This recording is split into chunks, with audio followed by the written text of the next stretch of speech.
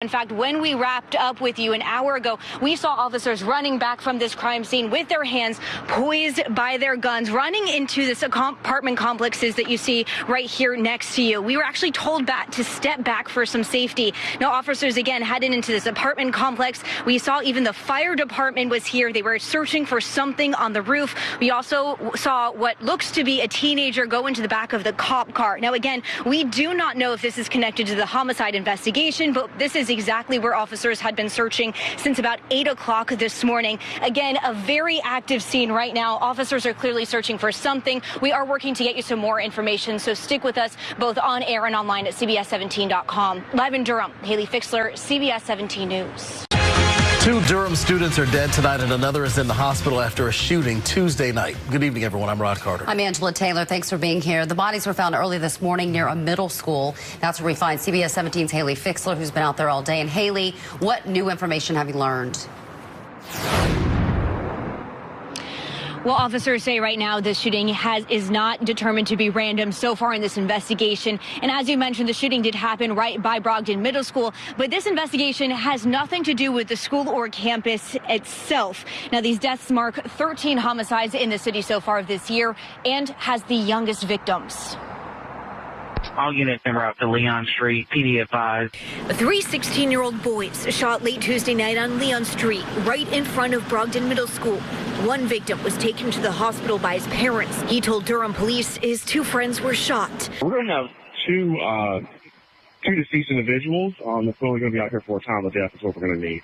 With drones and cadaver dogs, investigators found 2 16-year-old boys in these woods behind campus. And it's just getting to the point where it's like, guys, what if that's your kid? What if that's your brother, your sister, your niece, your nephew? And for 3 families, these are their sons and brothers. Families shared this photo of 16-year-old Angel Canales Quintana. He was a 9th grader at Riverside High School. Durham public school leaders also say 16-year-old Osmar Burjan Benegas was a victim in this tragedy. He was a 9th grader at Lakeview School. The 3rd victim has not yet been identified. People shouldn't have to worry about whether or not their 16-year-olds going to come to the house. Now, a new call for the community to step up and help prevent teens from getting involved in gun violence. Everyone has their own idea on how that can happen. Focus on bringing equality to the children more than bringing buildings downtown. They need to bring more infrastructure to these communities like this here and other communities to give our young people things to do.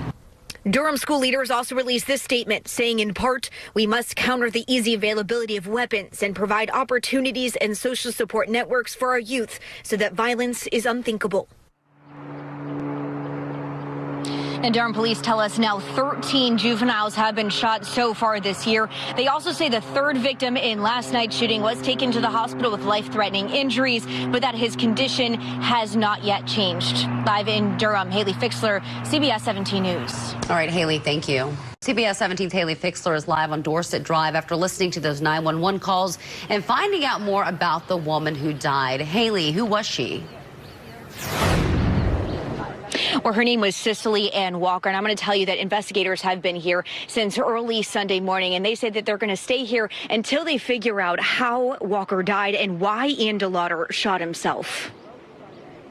The fence is 5 feet high, and I can see flames over the fence. Smoke and flames at a Cary home, igniting an investigation. Chief, we came out here for an outside fire. There's a burn pile on the cardboard. It looks like there's a body in the pile. We've lost the homeowner. He's gone back in the camper. That body has now been identified as 34-year-old Cicely Ann Walker. The homeowner, 35-year-old Ian DeLauder. Cary police say when they got to him on Sunday, he had already shot himself.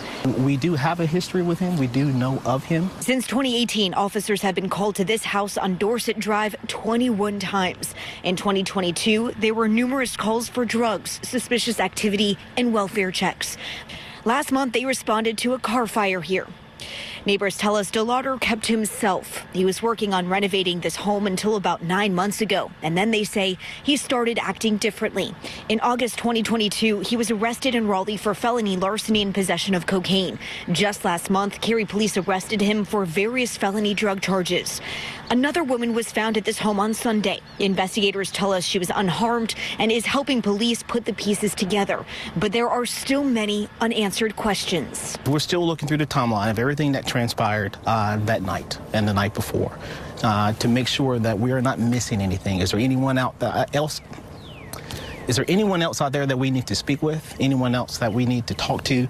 And so we're still looking into those things. Now, police would not tell us how they were able to identify Walker. They tell us they are still waiting for that autopsy report. As for DeLauder, he is still in the hospital with life-threatening injuries. Police say charges for him are not off the table depending on his recovery. Live in Cary, Haley Fixler, CBS 17 News. All right, Haley, thank you. We're here at the Windsor at Tryon Village Apartments, and right now we know that a young boy has 2 gunshot wounds. We are told that they are minor. We also do know that he has already been removed from his apartment, but negotiators are still trying to get the male suspect, who they say is having a mental health crisis, to come out of his apartment. A SWAT team, local police officers and deputies armed with long guns, and a mobile command center set up at a nearby furniture store. A large police presence going on over 15 hours outside of Jay Smith's home. It is scary. Cary police say they got a call to do a welfare check here at the Windsor at Tryon Village Apartments late Tuesday night. That turned into a hostage situation with a juvenile hostage.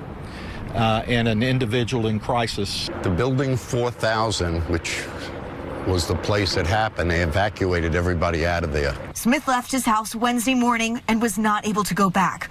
Officers blocked the entrance to and from the complex for their safety. My wife is locked in the apartment. I keep calling her, letting her know you're okay. You know, they're surrounded the building. Nearly 12 hours after the initial welfare check, officers were able to rescue the 11-year-old boy.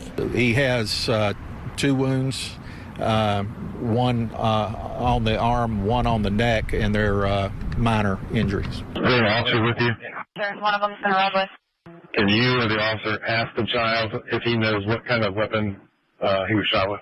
Yeah, give us a sec. Medical from 23, he said it was a rifle. The FBI taking over negotiations as officers keep everyone else safe. Focusing on crisis intervention. That said, there is still some risk to the public in the nearby area here, so we have to take that into consideration. Now, we're told that multiple notifications went out to alert people in this apartment community to shelter in place, but no one who we spoke with received those messages. Live in Cary, Haley Fixler, CBS 17 News. All right, thanks for that update.